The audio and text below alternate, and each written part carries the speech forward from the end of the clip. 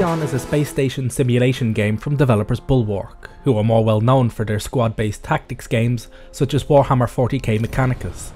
You take the role of the administrator over the Tycoon, a brand new space station commissioned by Dolos, a mega conglomerate with the lofty aim of being the saviour of all mankind.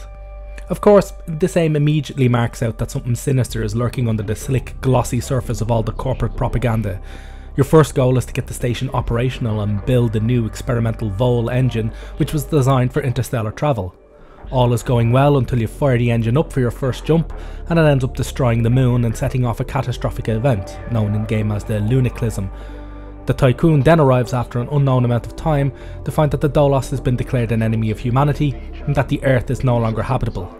Thus begins your search for a new home, with what remains of the human race, and the search for the answers as to what happened during the dump test.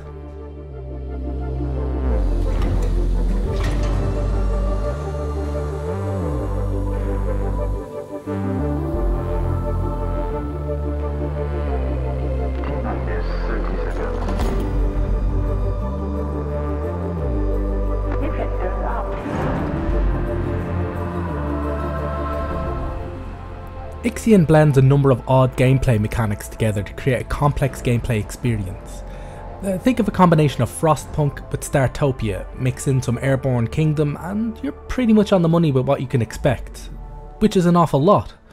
On top of opening new sectors of the Tycoon to expand your base, you'll have to mine the resources needed for this from the surrounding planets and meteors.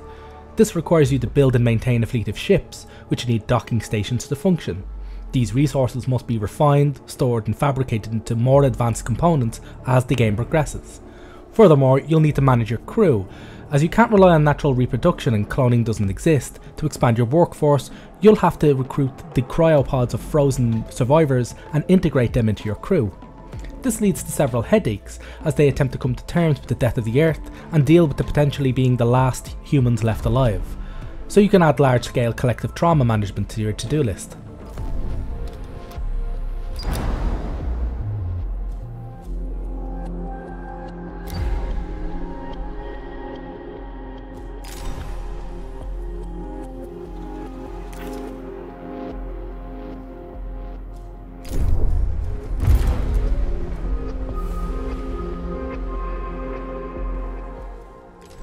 In addition to all this, you're informed that the Vol engine permanently degrades the hull the more it's used, so you have to constantly repair the hull so it doesn't disintegrate around you. The devs seem to have realised the sheer number of spinning plates they present to the player, and so have included quite possibly the longest tutorial section I have ever seen in a game. There's a lot of busy work to handle, and Ixion does a good job of explaining how to prevent the two major threats to your station: mutiny from an unhappy crew and the station breaking apart. Once they're handled, you've got regions of space to explore and find out more about what happened and advance the story. Space exploration in Ixion is achieved through the use of probes that are hurled out to scan areas of interest. These could be anything from mineral-rich asteroids to the remains of planets and ships.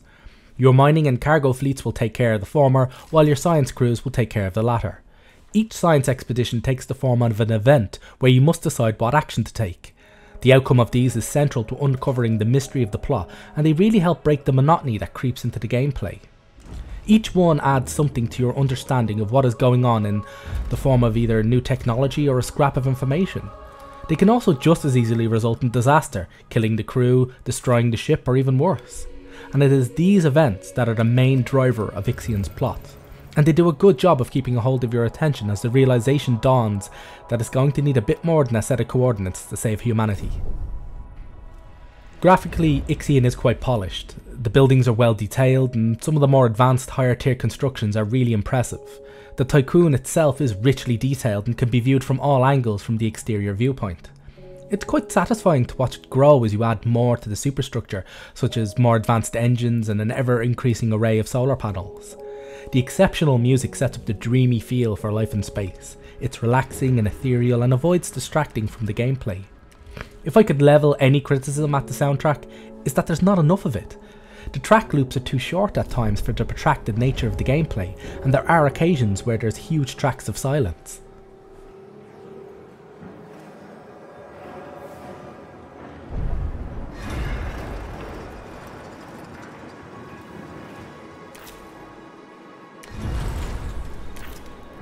science ship has arrived at its destination.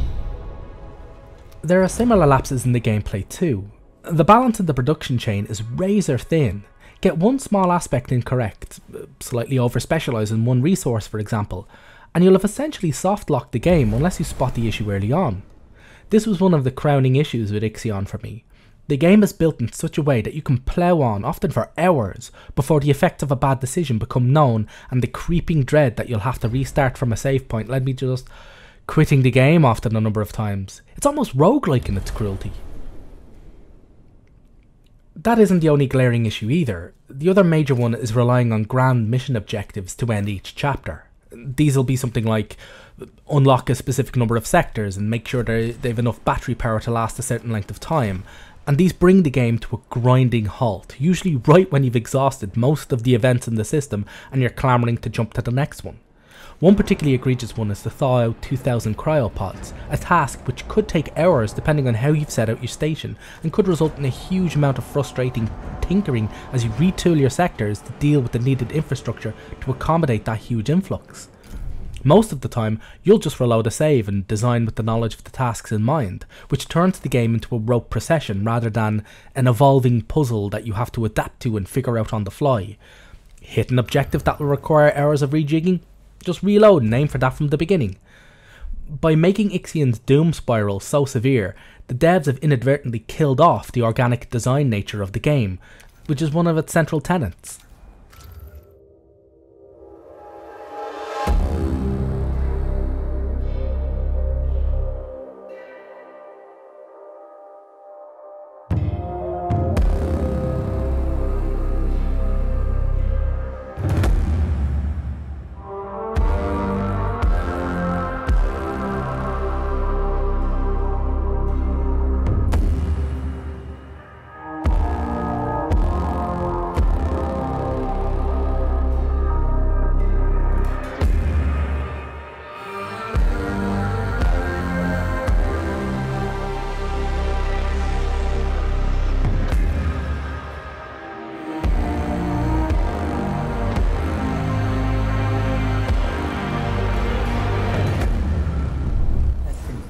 One of the reasons for this punishing aspect is that, without it, the game is very short for its genre.